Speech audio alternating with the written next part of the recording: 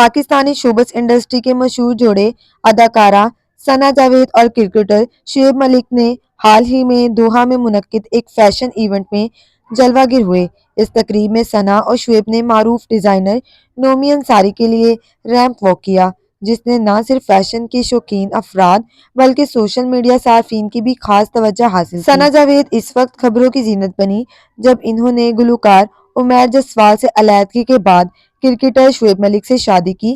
ان کی شادی کا اعلان سوشل میڈیا پر کافی حیران کن تھا اور اس نے عوامی سطح پر کافی رد عمل پیدا کیا۔ دوسری جانب شعیب ملک کو بھی اپنی اہلیہ بھارتی ٹینس اسٹار ثانیہ مرزا اور بیٹے کو چھوڑ کر ثنا جاوید سے شادی کرنے پر کافی تنقید کا سامنا کرنا پڑا۔